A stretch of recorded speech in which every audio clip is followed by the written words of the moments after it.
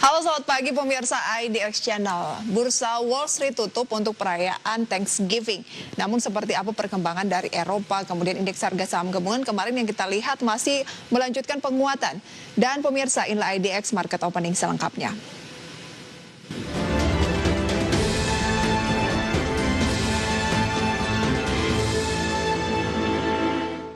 Iya, karena bursa Wall Street di Amerika Serikat tutup untuk perayaan libur Thanksgiving, kita akan langsung melihat ataupun mereview penutupan dari bursa Eropa pemirsa, di mana bursa Eropa ditutup di zona merah pada Kamis kemarin karena investor berhenti sejenak setelah rally global dalam beberapa sesi terakhir.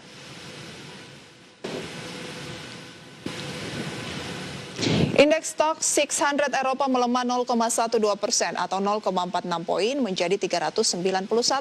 Pasar keuangan Amerika Serikat ditutup Kamis untuk libur perayaan Thanksgiving, sehingga volume perdagangan relatif lebih rendah.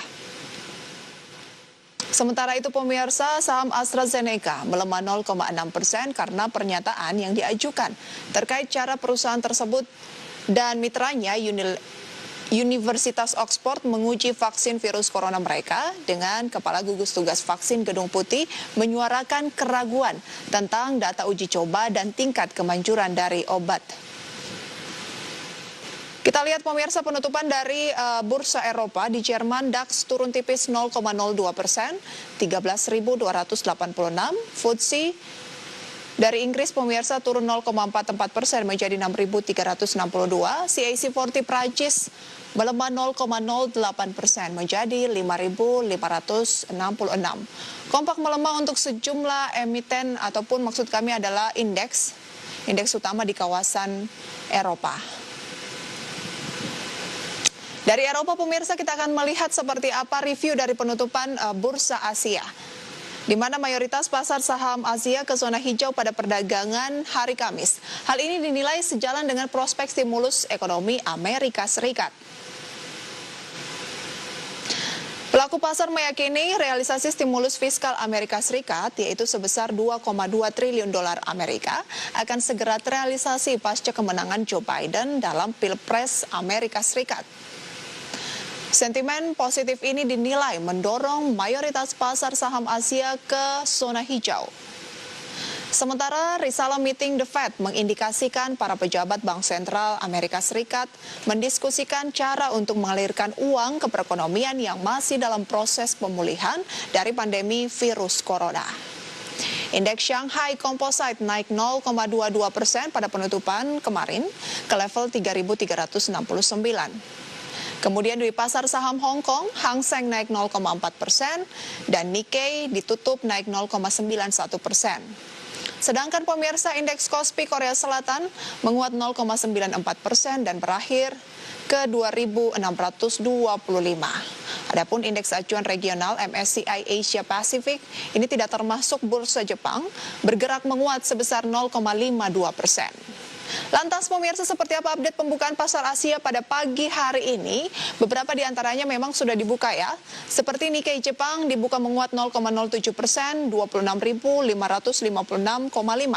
Kospi Korea Selatan dibuka melemah 0,02% di level 2.625,29. Hang Seng dari Hong Kong penutupan Kamis kemarin menguat 0,56% dan berada di posisi 26.819,45. Straits Times Singapura penutupan Kamis melemah 0,42% di level 2.857,48. Iya, dari Asia pembukaannya pada pagi hari ini khususnya untuk bursa Jepang, kemudian juga untuk Korea Selatan cenderung variatif atau pergerakannya satu sama lain beranomali. Kita lihat untuk indeks harga saham gabungan yang melesat kuat pada akhir perdagangan Kamis kemarin. Melaju 1,42% pemirsa atau 80 poin ke posisi 5.759. Adapun nilai transaksi 13,44 triliun rupiah dan volume perdagangan sebanyak 268,39 juta lot saham. Investor asing net buy 600,97 miliar rupiah. Itu dia pemirsa review dari pergerakan indeks harga saham gabungan dan bursa Eropa serta pembukaan dari Asia. Peluangnya untuk indeks harga saham gabungan yang kemarin menguat masih di atas 1%. Untuk akhir pekan ini kira-kira seperti apa? Kami akan kembali usai jeda pariwara berikut.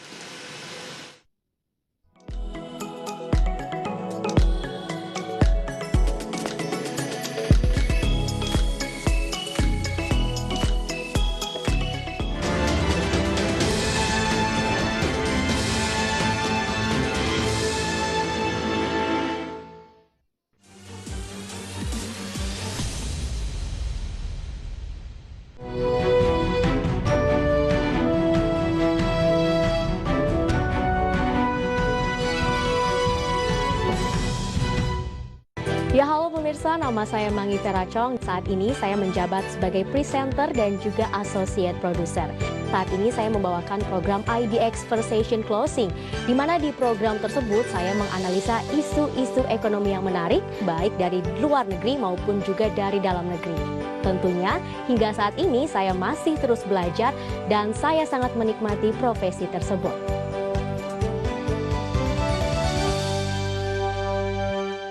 Adi akan ada proyek bikin hunian atau tempat tinggal? Konsepnya adalah membawa kemudahan masyarakat sekitar Jakarta untuk bekerja di pusat kota. Total saat ini Adi Komputer Property mengembangkan 11 titik ya. Kalau Mas baru beli sekarang mungkin udah ke 3.000 sekian pembeli. Kita bisa mulai merasakan fase 1 di tahun berapa? Di tahun 2021.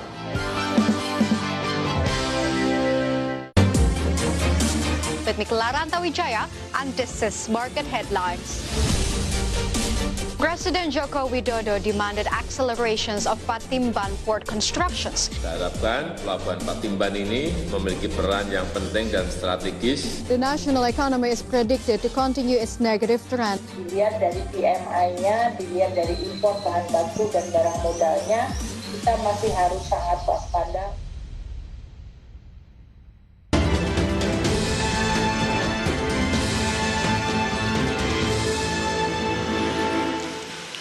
Dan langsung saja pemirsa kita akan berbincang pada pagi hari ini bersama dengan Ibu Rizka Afriani, pengamat pasar modal. Ibu Rizka, selamat pagi. Selamat pagi, Mbak Prisa. Selamat pagi, Bu. Terima kasih untuk waktunya pada pagi hari ini. Kita langsung saja untuk mengulas indeks harga saham gabungan yang kemarin masih melanjutkan tren penguatan. Dan naiknya cukup signifikan di atas 1%.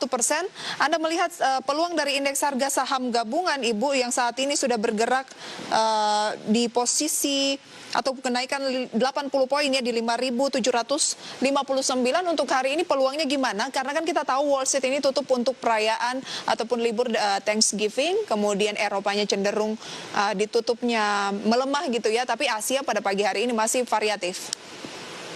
Iya, jadi untuk perdagangan IHSG sendiri hari ini memang masih ada berpotensi untuk melakukan koreksi, namun ini bisa dikatakan juga koreksi sehat. Di sini kemarin kita lihat banyak saham-saham juga masih terus melanjutkan rally-nya sehingga ada potensi profit taking untuk hari ini. Namun profit taking saya perkirakan juga itu tidak terlalu jauh untuk profit taking-nya, kurang lebih untuk level support resisten ini kita masih ada di level 5.690 sampai dengan 5.775.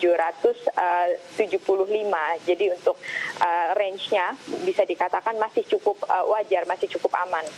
Oke, range-nya masih cukup wajar, masih cukup aman. Berarti indeks harga saham gabungan untuk pagi hari ini masih ada peluang untuk melanjutkan penguatan kah, Ibu Rizka, atau justru akan profit taking? Iya, penguatan masih potensi masih akan berlanjut, namun range-nya relatif terbatas karena beberapa investor tentunya akan melakukan aksi profit taking dan dari investor asing sendiri karena adanya Thanksgiving ini diperkirakan juga tidak akan seagresif seperti pekan-pekan sebelumnya, seperti itu. Ibu Rizka sendiri melihat sebenarnya apa sih yang masih menjadi trigger utama? Kayak kita tahu kan setelah Wall Street sempat mencatatkan rekor tertinggi baru khususnya untuk Dow Jones dan S&P ya pada hari Rabu lalu, kemudian sempat mengalami koreksi terlebih dahulu gitu ya sebelum akhirnya libur Thanksgiving. Tapi indeks harga saham gabungan kita pikirkan juga akan profit taking dulu, namun sejak pembukaan kemarin indeks masih mengalami penguatan sampai dengan closing naik 80 poin dan sekarang sudah di 5.700.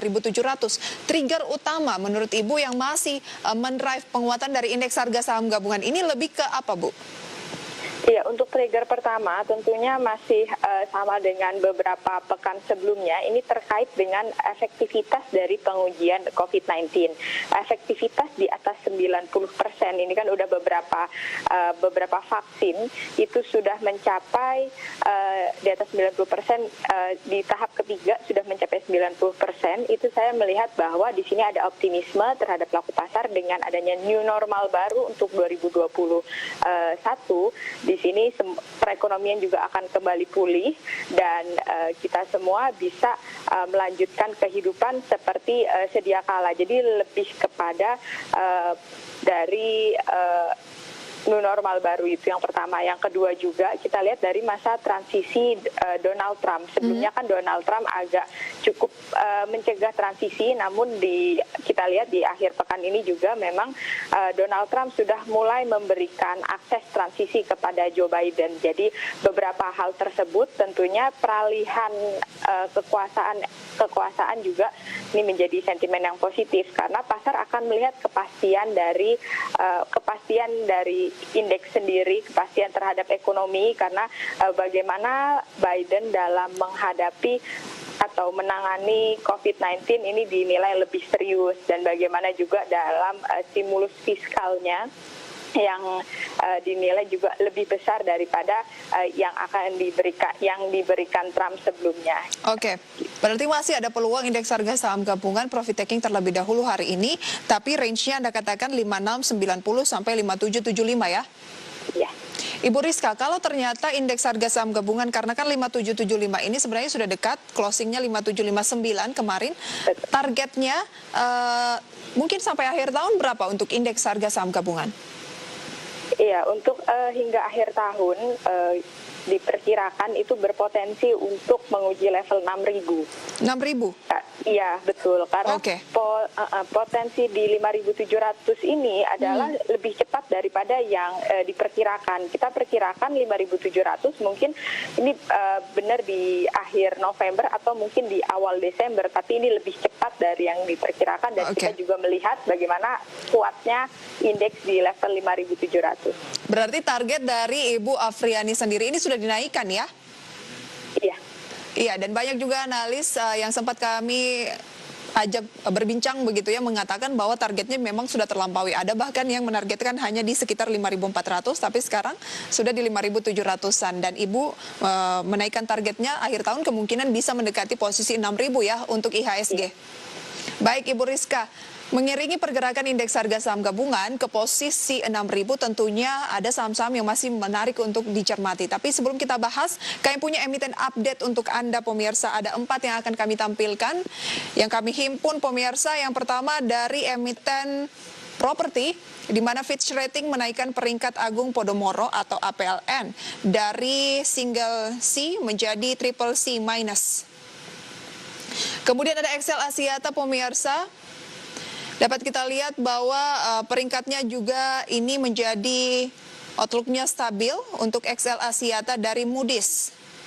Dan selanjutnya ada BRI Agro atau AGRO menandatangani perjanjian kerjasama dengan PT Cerita Teknologi Indonesia atau Restock untuk penyaluran kredit melalui platform digital.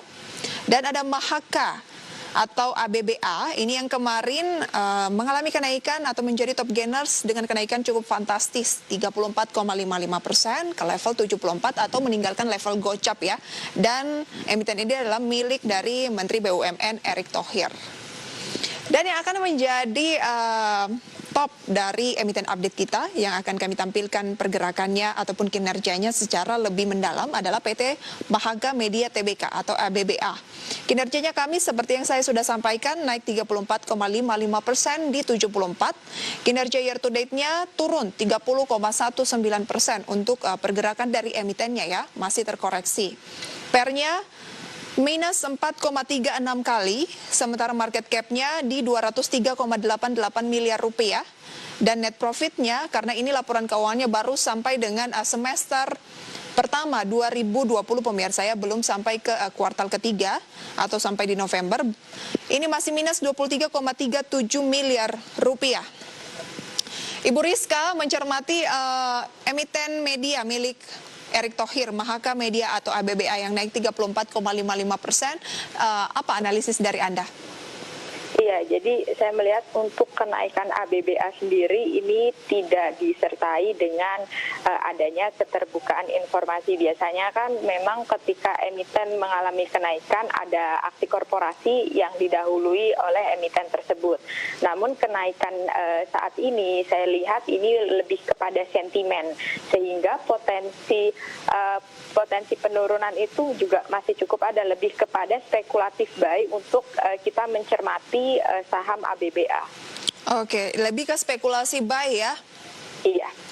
Di posisinya saat ini kan di 74 penutupan kemarin. Sebenarnya bagi yang mungkin senang dengan emiten-emiten yang harganya atau secara nominalnya itu kecil gitu ya, misalnya di bawah 100-an, menarik tidak, layak tidak mencermati ABBA dengan kenaikan yang sudah ada saat ini, atau kita justru harus waspada karena seperti yang Ibu Rizka tidak ada aksi korporasi yang mengiringi penguatan ini? Iya, jadi pertama kita lihat dari bagaimana profil masing-masing investor. Ketika investor itu lebih cenderung suka trading, itu tentunya saham ini akan menarik karena akan mendapatkan gap ketika adanya selisih kenaikan jual dan beli. Ketika ABBA ini masih berpotensi juga naik, tapi risk turun juga masih cukup tinggi. Yang kedua adalah kita harus melihat bagaimana market cap dari ABBA. Untuk saat ini market cap-nya juga masih relatif kecil di 200,3 miliar. Artinya fluktuasi ABBA untuk kenaikan yang signifikan atau penurunan itu masih sangat terbuka lebar. Jadi saran untuk investor lebih hati-hati, tapi kita bisa mengambil profit taking dari range capital gain. Baik. Jadi lebih menarik ini untuk trading dengan kecenderungan agak roller coaster gitu ya, kenaikan terus ke turun signifikan karena memang market cap-nya juga masih kecil, seperti itu ya. Oke, kita tinggalkan Mahaga Media yang menjadi top headline kita pada pagi hari ini seputar emiten. Kita beralih ke update lainnya. Tadi ada Agung Podomoro Land, di mana Fitch Rating menaikkan peringkat Agung Podomoro Land ini dari single C menjadi triple C minus. Menurut Anda seperti apa Agung Podomoro Land? Ya, untuk Agung Podomoro Land sendiri, ini kan kenaikan rating yang terjadi itu adanya keberhasilan restrukturisasi di anak usaha. Selain itu juga dari kecukupan dari segi arus kas yang dinilai masih akan mampu untuk menutupi kewajiban, itu yang membuat rating yang tadinya itu ada di level C menjadi triple C minus. Tapi kita juga perlu perhatikan bahwa untuk investment grade saat ini adalah di triple B. Jadi saya melihat ini tidak akan mempengaruhi secara signifikan untuk Agung Podomoro sendiri. Apa rekomendasi untuk APLN saat ini, Bu, di posisi 170? Iya, untuk rekomendasi APLN sendiri saya melihat masih lebih ke buy on weakness untuk APLN. Oke. Buy on weakness karena memang penguatannya kah yang menjadi alasan? Kita lihat secara 6 bulan terakhir ini naik 71,72%, satu bulan terakhir 53,13%, sehingga Anda berpikir bahwa ini memang cukup tinggi. Iya, jadi memang kenaikan untuk saham-saham khususnya di sektor properti ini kompak dari kira-kira di bulan November ini, itu kenaikannya signifikan sekali gitu. Jadi saya melihat bahwa ada potensi profit taking untuk saham APLN, berikut juga saham-saham properti lain. Jadi lebih ke buy on weakness. Buy on weakness ya. Tapi apakah memang kalau berbicara mengenai buy on weakness emiten properti, pilihan utamanya adalah APLN?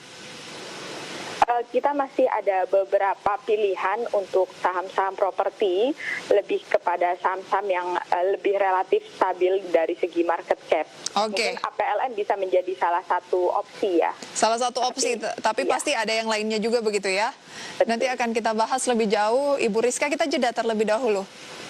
Pemirsa IDX Channel, saham pilihan akan kembali usai jeda pariwara berikut.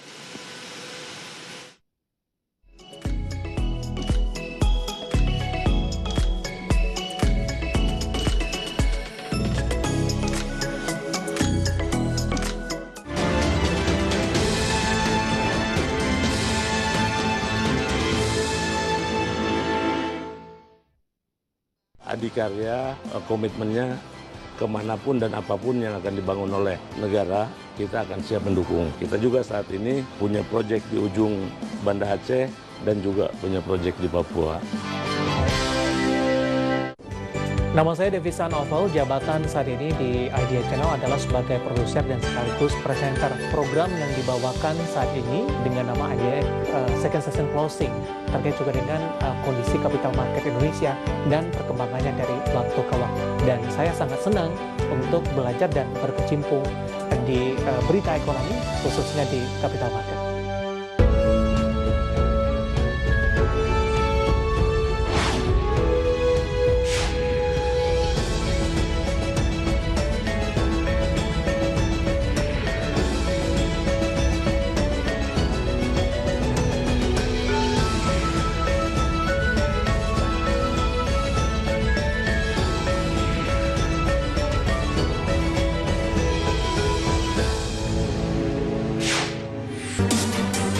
Senang sekali saya David San Oval dan dapat hadir menemani Anda dalam program spesial dialog webinar on TV. Setiap minggunya kita akan membahas tema-tema yang sangat menarik. Apa kabar ibu-ibu sekalian? Alhamdulillah baik. Salah satu ambisi daripada Kementerian Koperasi dan UMKM bersama Smesco adalah koperasi keren, baru, digital gitu kan, yang kita bisa IT.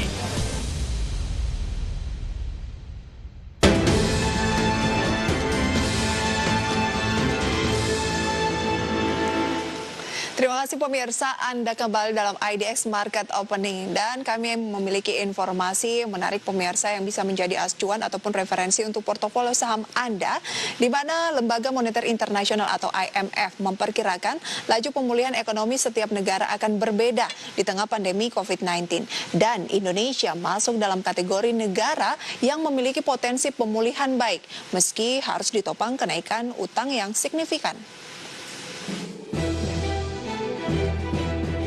Lembaga Moneter Internasional atau International Monetary Fund memperkirakan laju pemulihan ekonomi untuk setiap negara di tengah tekanan pandemi COVID-19 akan berbeda.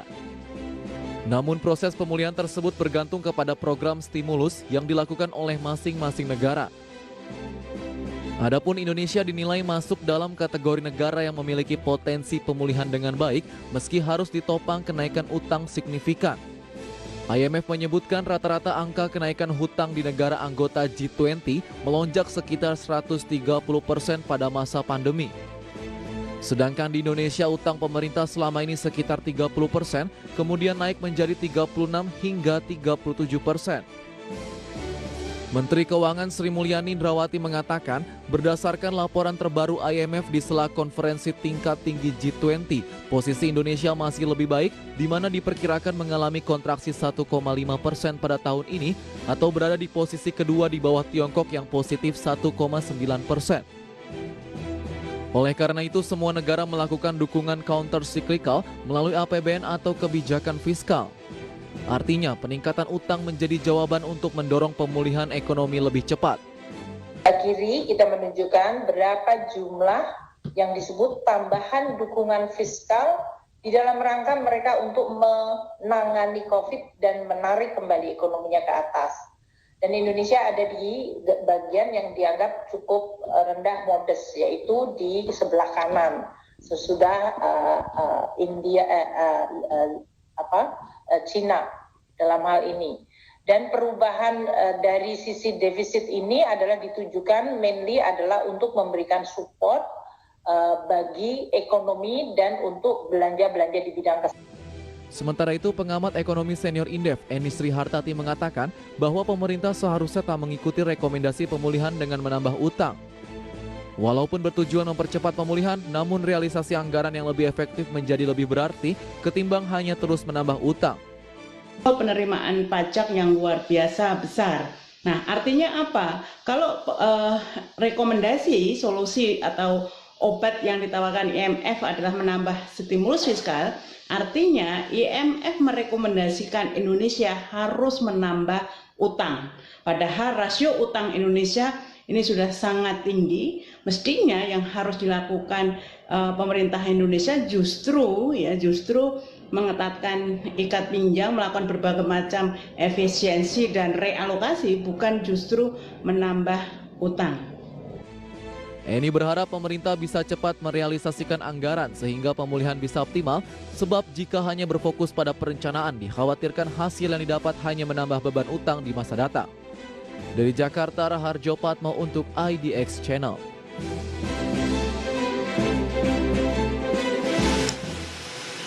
Terima kasih pemirsa, Anda kembali bergabung bersama kami dan kita masih akan berbincang bersama dengan Ibu Rizka Afriani membahas top headline kami baru saja ya. Ekonomi Indonesia berpotensi pulih jauh lebih baik dibandingkan dengan negara lain. Tanggapan dari Ibu Rizka seperti apa? Bahkan saya sempat membaca artikel tadi pagi, ada yang IMF katanya menyatakan bahwa pertumbuhan ekonomi Indonesia bisa nomor 2 terbaik setelah China. Tanggapan Anda seperti apa? Pemulihannya mungkin yang dimaksud. Iya, untuk pemulihan ekonomi Indonesia sendiri, ini memang bukan hanya IMF, tapi dari pemerintah kita juga optimis bahwa target pertumbuhan ekonomi di 2021 itu mampu berada di level 5% yang didukung oleh daya beli masyarakat yang meningkat dan dari konsumsi masyarakat itu sendiri.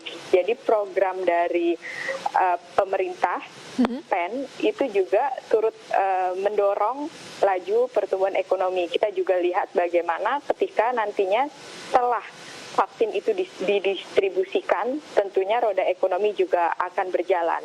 Kita melihat bahwa IMF juga memiliki target itu yang lebih tinggi dari pemerintah. Pemerintah menargetkan pertumbuhan ekonomi Indonesia di tahun 2021 5% dan IMF itu menargetkan 6,1%. Jadi kita melihat bahwa memang optimisme dari pelaku pasar itu semua masih cukup baik untuk perekonomian Indonesia sendiri.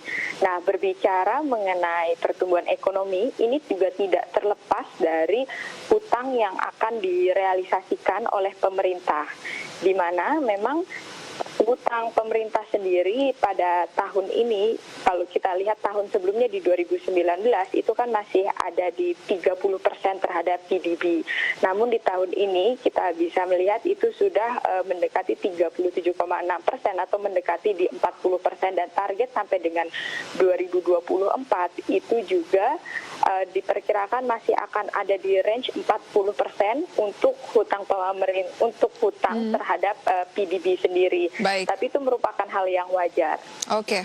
Itu dia ya, berarti sebenarnya hutang pemerintah juga masih wajar untuk pemulihan ekonomi dan harapannya target dari pemerintah maupun IMF yang baru saja disampaikan ini untuk pemulihan ekonomi yang jauh lebih baik segera bisa terwujud ya Ibu Rizka.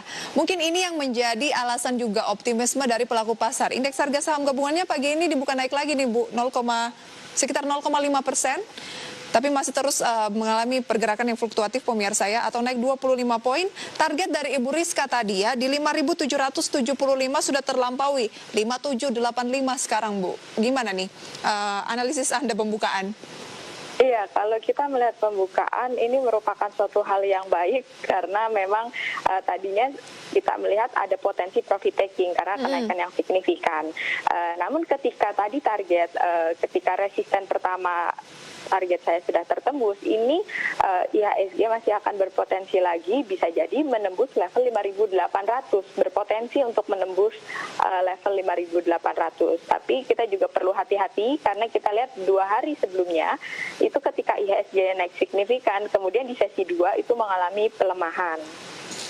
Oke, jadi mungkin saja ada potensi sesi satunya masih melanjutkan rally, mungkin akan mendekati 5.800, kemudian sesi 2-nya masih bisa terjadi koreksi atau profit taking ya, jadi harus hati-hati. Betul. Oke. Ya. Kita cermati saham pilihan dari Ibu Rizka yang sudah kami rangkum pada pagi hari ini pemirsa. Selengkapnya bisa Anda saksikan di layar televisi Anda. Yang pertama ada Telkom, direkomendasikan buy. Kemudian ada Bank Mandiri, direkomendasikan buy. Ada DILD atau DILD, direkomendasikan buy on weakness. Dan Adikarya juga direkomendasikan buy on weakness. Langsung saja kita akan bahas di tengah pembukaan perdagangan pada pagi hari ini sambil mencermati update dari saham-saham pilihan tersebut pemirsa ya. Telkom, Anda rekomendasikan Ibu Rizka untuk di buy saja ya, tidak buy on weakness. Apa yang menarik dari Telkom sejauh ini sehingga masih ada peluang buy? Koreksi 1,15% pemirsa atau 40 poin, 3.430 pada pembukaan. Ya, jadi memang koreksi yang terjadi pada Telkom hari ini juga saya melihat masih merupakan koreksi yang wajar setelah kemarin juga mencatatkan kenaikan yang signifikan. Tapi untuk dalam jangka panjang dengan saat ini juga kemarin baru saja Telkom melakukan investasi di Gojek, kemudian juga kita melihat bahwa teknologi ini juga masih akan berkembang, itu berkembang pesat untuk jangka waktu menengah maupun panjang. Jadi untuk Telkom sendiri saya lihat inovasi-inovasi yang dilakukan tentunya akan membuat Telkom ini juga jadi lebih menarik. Bahkan kita lihat dari kontribusi pendapatan Telkom, meskipun kita saat ini sudah tidak terlalu banyak menggunakan fixed line, tapi dari sisi kontribusi pendapatan juga masih relatif stabil dan bisa dikatakan juga mencatatkan improvement karena dengan inovasi-inovasi yang dilakukan oleh Telkom. Baik, kenaikannya kan juga sudah cukup signifikan ya untuk Telkom ini dari kisaran minggu lalu ya 3.220, kemudian naik ke 3.490, sekarang turun lagi ke 3.440. Buy-nya di posisi berapa sebaiknya Ibu Rizka? Ya, kalau untuk Telkom buy yang menarik itu di kisaran 3.400, itu juga kita masih bisa beli di kisaran 3.400 sampai saat ini di 3.430 kita juga bisa lakukan akumulasi beli karena tujuan untuk akumulasi beli Telkom adalah untuk jangka panjang. Oke, jangka panjangnya ini minimal berapa lama Bu Rizka? Jangka panjangnya kurang lebih kita bisa hold Telkom itu dalam kurun waktu 6 bulan sampai setahun, itu juga masih menarik. Baik, resistennya di posisi berapa untuk 6 bulan sampai dengan setahun? Untuk 6 bulan sampai setahun ini resistennya berada di level 4.250. 4.250 ya. Kalau kita beli ataupun akumulasi beli sampai dengan akhir tahun saja, ada target berapa dari Ibu Rizka akhir tahun untuk Telkom? Iya, target untuk Telkom hingga akhir tahun itu ada di kisaran range 3.750. 3.750. Baik, di posisi 3.440 saat ini boleh dilakukan akumulasi pembelian sampai di posisi 3.400-an ya untuk Telkom. Cut loss di posisi berapa Ibu Rizka? Cut loss kita bisa melakukan cut loss kurang lebihnya di 3% aja, tapi ini tergantung dari risk profile masing-masing investor. Jadi ketika bisa kita cut loss di kisaran 3.000 sampai 3.100 juga bisa. Baik, perkembangan pembukaan perdagangan pada pagi hari ini saham-saham yang menjadi gainers ataupun losers dan juga masih membahas 3 saham pilihan dari Ibu Rizka lainnya. Kita akan lanjutkan nanti, kita jeda terlebih dahulu pemirsa dan kami akan segera kembali sesaat lagi.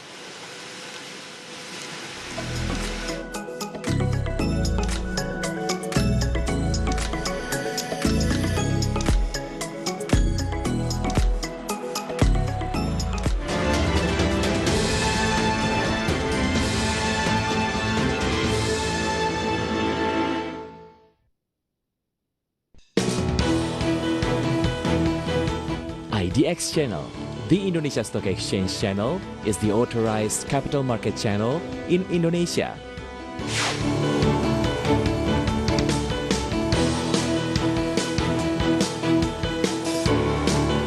To give references to global investors, IDX channel also presented the news about the dynamic of Indonesia's economy, business, and capital market in English.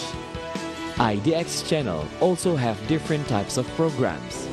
They are Special Dialogue, Market Opening, Market Review, IDX First Session Closing, IDX Second Session Closing, Market Headlines, and News Screen.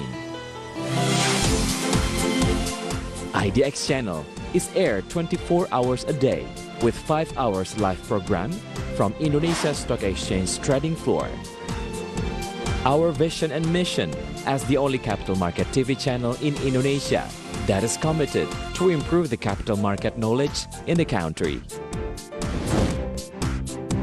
News that had been delivered on IDX channel can also be seen on our digital platforms, so you can give yourself an update about informations anywhere and everywhere. IDX channel can be watched through Vision channel, First Media channel, IndiHome channel, and Vision Plus, and also live streaming on idxchannel.com. IDX channel provides information from around the world from different perspectives. We provide you various investment strategies, stock options, inspiring figures for your business references.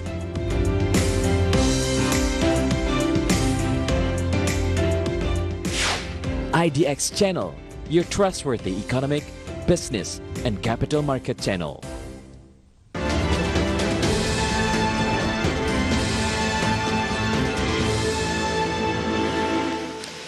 Terima kasih pemirsa, Anda kembali bersama kami di IDX Channel dan masih dalam market opening. Kita masih juga akan berbincang bersama narasumber Ibu Rizka Afriani, pengamat pasar modal. Kita lanjutkan untuk saham pilihan dari beliau tadi ya. Masih ada Bank Mandiri direkomendasikan buy, Dilt direkomendasikan buy on weakness, dan Adikarya direkomendasikan buy on weakness. Kita ke Bank Mandiri. Dari sekian perbankan, Ibu Rizka, kenapa Bank Mandiri yang Anda rekomendasikan buy? Iya, sebenarnya bukan hanya Bank Mandiri, tapi untuk saham-saham perbankan ini juga masih menarik untuk kita akumulasi beli dengan target tadi ketika IHSG mendekati level 6.000. Tentunya yang akan jadi trigger atau penggerak adalah saham-saham perbankan yang memiliki market cap yang cukup besar.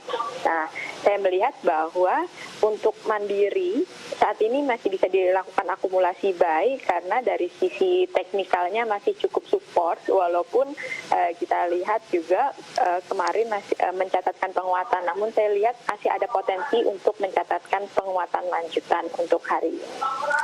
Baik, penguatan lanjutannya target di berapa? Sekarang masih menguat 0,7% di 6.775. Iya, target hari ini itu relatif mungkin tidak terlalu agresif karena penguatannya juga sudah cukup kencang di beberapa hari terakhir. Jadi targetnya untuk hari ini di 6.875. 6.875. Itu adalah target jangka pendek. Jangka pendek ini untuk hari ini aja. Kalau kita lihat untuk untuk jangka panjang ini masih berpotensi untuk BMRI ini akan menguji level 7.500. Wow, jangka panjang berpotensi menguji 7.500, untuk jangka pendeknya masih ada peluang ke 6.875 untuk resistennya ya. Supportnya di posisi berapa? Untuk support sendiri, BMRI itu ada di level 6.700. 6.700 support dari Bank Mandiri. Selain Bank Mandiri, Anda katakan sebenarnya cukup banyak perbankan, tapi mewakili dari perbankan-perbankan ini adalah Bank Mandiri. Emiten perbankan lain yang juga layak untuk dilakukan pembelian, emiten apa, Bu? Iya, untuk emiten lain itu kita juga bisa mencermati untuk saham BBRI. BBRI? Iya, betul. BBRI juga hari ini kita bisa melakukan akumulasi buy karena memang buy sebenarnya ada BBRI, BMRI, dan BBCA. Ini merupakan saham yang rekomendasi saya untuk baik untuk dikoleksi. Tapi kalau untuk BBCA sendiri saya lihat mungkin lebih kepada kita tunggu buy on weakness. Tapi untuk BBRI juga bisa dilakukan akumulasi beli. Akumulasi beli, kita cross check ya untuk BBRI pembukaan pada pagi hari ini. Datanya masih menguat 0,4% atau 20 poin pemirsa 4.310 dan penguatannya secara 6 bulan terakhir ini sudah 83%-an dan masih terus mencatatkan tren penguatan. Target dari Bank BRI terdekat dulu nih Bu, di posisi berapa? Iya, target terdekat untuk Bank BRI sendiri itu di level 4.650. 4.650, ini terdekat ya? Iya, terdekat maksudnya adalah di dalam jangka pendek sampai akhir tahun ya. Tapi masih cukup signifikan, lumayan loh kalau kita bisa beli di 4.300-an ya. Iya, jadi rekomendasinya juga buy. Buy di posisi sekarang 4.320? Jangan di 4.320, kita bisa tunggu di 4.300. Oke, tunggu di 4.300-an ya. Iya. Agak cenderung buy on weakness dikit lagi karena sekarang di 4.310 untuk BBRI pemirsa. Kemudian targetnya 4.650. Jangka menengah panjang atau setahun akan menguji posisi berapa? Ya, jangka menengah panjang nanti ketika 4.650 sudah tertembus, ini tentunya berpotensi untuk menguji level resisten selanjutnya itu ada di 4.890. 4.890 itu dia target-target dari BBRI. Memang dari Ibu Rizka lebih menyarankan ke emiten perbankan blue chips ataupun yang first liner ya. Betul. Baik, kita beralih ke saham rekomendasi Anda lainnya. Ini sektornya agak berbeda ya Ibu. Kalau kita lihat DILD, Intiland Development Tbk, properti ya Bu ya? Iya. DILD hari ini turun 0,88% di posisi 224 atau turun 2 poin. DILD apa yang menarik dari emiten ini? Karena ini juga cukup jarang masuk dalam rekomendasi para analis, Bu. Ya, ini lebih kepada teknikal aja, jadi memang bukan untuk jangka panjang. Jadi kalau saya lihat dari sisi teknikal, walaupun kemarin juga kita lihat bulan ini mengalami penguatan terus, tapi di sini dari segi chartnya itu masih cukup kuat. Jadi untuk hari ini penurunan masih merupakan penurunan yang wajar. Jadi profit taking yang dilakukan oleh investor. Di 224 sebaiknya jadi level untuk akumulasi buy current price atau justru tunggu dulu untuk DILD? Iya, jadi kita untuk DILD sendiri kita bisa buy itu di kisaran 220 sampai 224. Tapi kita juga bukan untuk jangka panjang. Jadi ketika saham-saham properti ini kan bisa dikatakan adalah cyclical sektoral. Jadi di mana ketika pertumbuhan ekonomi ini berpotensi membaik, ini juga secara bersama-sama mengalami penguatan. Tadi kita berbicara kembali mengenai APLN juga kan rally-nya juga hampir sama. Terus juga SMRA, BSDE rally-nya juga sama. Nah, di sini kita bisa ambil poin atau di sini ambil langkah untuk akumulasi terhadap saham-saham properti tersebut. Namun saya juga melihat bahwa ini dalam jangka panjang mungkin lebih kepada lebih relatif stagnan gitu. Karena di sini masih ada optimisme, namun untuk realisasi sendiri seperti halnya suku bunga perbankan di mana BI 7 days reverse repo rate walaupun turun di 3,75%, tapi realisasi atas suku bunga kredit sendiri itu kita masih bisa justifikasi kurang lebih 6 bulan sampai tahun gitu. Nah, kita lihat bahwa pertumbuhan KPR juga dari awal tahun walaupun BI sudah menurunkan suku bunga itu sampai 4 kali sebelum akhirnya ke 3,75%, tapi pertumbuhan dari kredit untuk pembiayaan rumah tinggal atau apartemen itu mengalami penurunan. Jadi ketika nanti realisasi biasanya itu sudah terjustifikasi pada penguatan-penguatan yang terjadi saat ini. Jadi saya tidak rekomendasikan untuk jangka panjang untuk saham sektor properti. Jangka pendek saja untuk sektor properti dan memanfaatkan pergerakan secara teknikal ya dari DILD ini buy di 220 sampai dengan 224, artinya posisi-posisi sekarang mulai akumulasi untuk jangka pendek. Adapun targetnya untuk Intiland Development di posisi berapa, Bu? Iya, untuk target ini juga tidak terlalu lebar range-nya. Jadi targetnya sendiri itu ada di kisaran 250 sampai 275. Kita bisa keluar ketika sudah menembus target tersebut. Oke, trading saja ya untuk DILD. Target 250 sampai 275, bukan di keep untuk long term pemirsa. Dan yang terakhir ada Adikarya.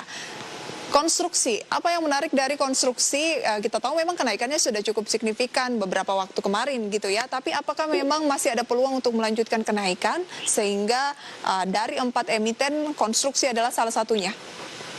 Iya, jadi untuk konstruksi sendiri saya melihat bahwa ini potensi kenaikan masih akan berlanjut seiring dengan pemerintah membentuk sovereign wealth fund. Jadi kan yang isu untuk sektor konstruksi selama ini adalah bagaimana terhadap pembiayaan konstruksi itu sendiri, karena memang dari APBN juga tidak bisa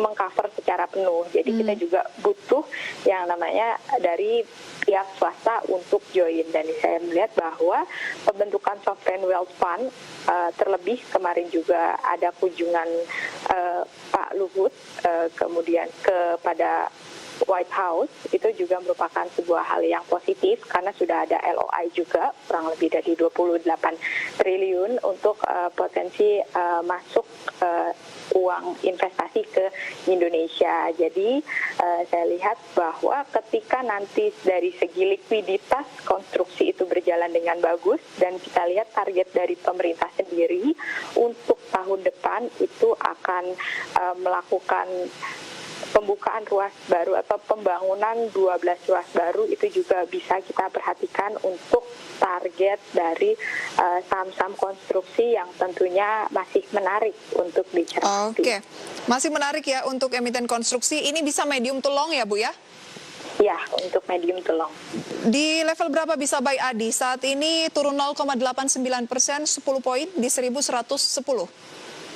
Iya, untuk ADI sendiri kita bisa beli itu di kisaran 1.100 sampai 1.110, itu juga masih bisa. Karena kita lihat kemarin ADI ini masih relatif stabil untuk pergerakan dari harga sahamnya. Ketika harga saham lain sudah profit taking cukup signifikan, penurunannya masih wajar untuk baik. Jadi kita bisa.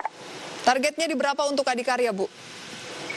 Target untuk jangka pendek ADI ada di 1.250. 1.250 ya. Waskita juga sebenarnya Anda rekomendasikan ya Bu Rizka ya? Iya, Waskita, Wika. Jadi untuk konstruksi pemerintah, ini kita lihat rally-nya juga akan bersamaan kenaikannya.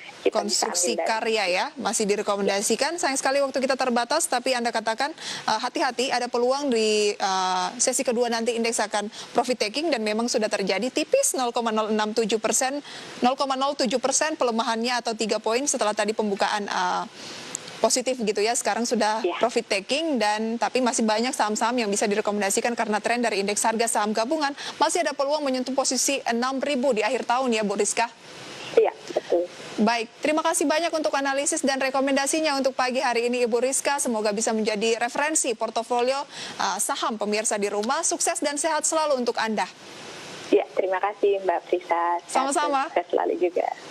Kami masih punya satu segmen terakhir mengulas sejumlah informasi menarik untuk Anda di IDX Market Opening. Kami segera kembali sesaat lagi.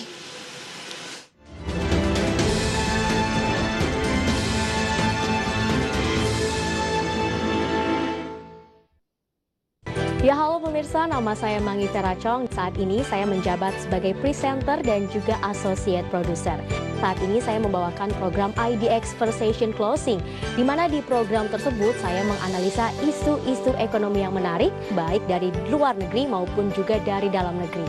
Tentunya hingga saat ini saya masih terus belajar dan saya sangat menikmati profesi tersebut.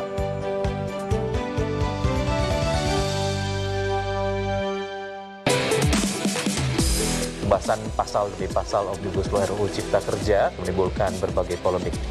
Nolak RUU Omnibus Law khususnya klaster ketenaga kerjaan yang kami anggap mendegradasi hak-hak pekerja Indonesia. BPS mengumumkan terjadi deflasi di bulan September. Tapi di sisi lain, hampir seluruh sektor produktif ini mengalami pertumbuhan yang minus maka perbankan pasti akan mengalami kesulitan untuk menyalurkan pembiayaan. Nama saya Devisa Novel, jabatan saat ini di Idea Channel adalah sebagai produser dan sekaligus presenter program yang dibawakan saat ini dengan nama Idea Second Session Closing, terkait juga dengan kondisi kapital market Indonesia dan perkembangannya dari waktu ke waktu. Dan saya sangat senang untuk belajar dan berkecimpung di berita ekonomi, khususnya di kapital market.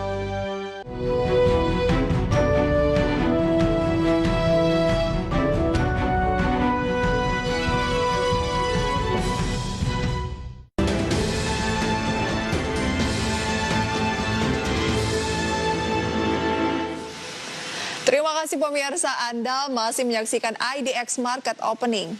Dan kita akan menyajikan sejumlah informasi menarik untuk Anda, di mana Komite Penanganan COVID-19 dan Pemulihan Ekonomi Nasional melakukan penambahan anggaran pada program pemulihan ekonomi nasional. Anggaran ditambahkan pada sektor perlindungan sosial dan kesehatan guna mendukung vaksinasi COVID-19. Komite Penanganan COVID-19 dan Pemulihan Ekonomi Nasional telah melakukan penambahan anggaran di beberapa sektor pada program pemulihan ekonomi nasional. Penambahan anggaran tersebut terutama dilakukan pada sektor perlindungan sosial dan kesehatan guna mendukung pelaksanaan vaksinasi COVID-19. Adapun jumlah anggaran ditambahkan pada sektor kesehatan yang terkait dengan program vaksinasi COVID-19 di program pemulihan ekonomi nasional sebesar 9,71 triliun rupiah. Ketua Satgas Pemulihan Ekonomi Nasional Budi Gunadi Sadikin mengatakan, dengan adanya penambahan anggaran untuk program vaksinasi, maka anggaran di sektor kesehatan pada program pemulihan ekonomi nasional kini mencapai 97,26 triliun rupiah dari sebelumnya sebesar 87,55 triliun rupiah. Ini bahwa kami melakukan sedikit realokasi dari anggaran PEN untuk memberikan fokus yang lebih besar lagi kepada program perlindungan sosial yang meningkat menjadi 234,33 triliun dari sebelumnya sebesar 203,90 triliun. Kami juga meningkatkan program di sektor kesehatan yang ditingkatkan menjadi 97,26 triliun dari sebelumnya 87,55 triliun. Kenaikan yang cukup besar di sektor kesehatan ini dikarenakan rencana kita untuk melakukan program vaksinasi. Budi Gunadi Sadikin menambahkan, penambahan anggaran di sektor lain guna mendukung program perlindungan sosial sebesar 30,43 triliun rupiah menjadi 234,33 triliun rupiah dari sebelumnya sebesar 203,90 triliun rupiah. Dari Jakarta, Ricky Anwardi untuk IDX Channel.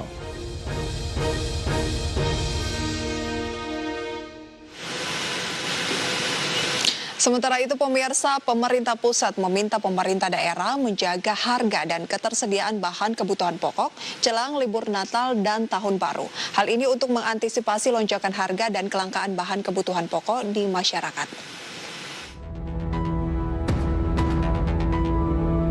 Kementerian Perdagangan meminta kepada kepala daerah di setiap provinsi untuk menjaga stabilitas harga dan ketersediaan bahan kebutuhan pokok, terutama menjelang libur hari Natal dan Tahun Baru.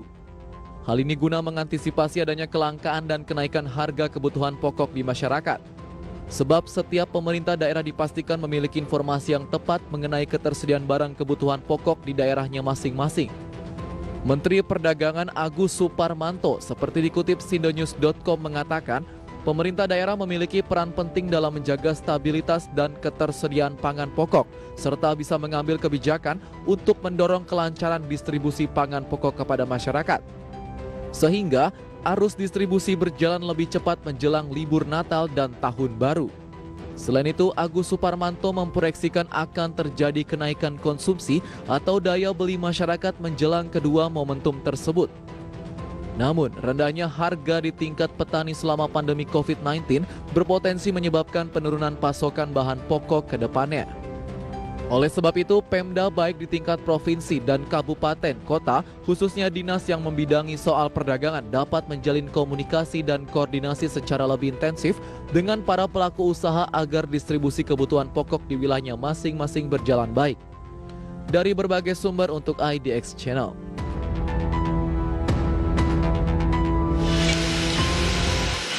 Dan pemirsa, informasi tersebut menjadi penutup perjumpaan kita dalam IDX Market Opening kali ini. Terima kasih atas kebersamaan Anda. Tetap saksikan IDX Channel, your trustworthy economic business and capital market channel. Saya Prisa Sembodatu, sampai berjumpa kembali.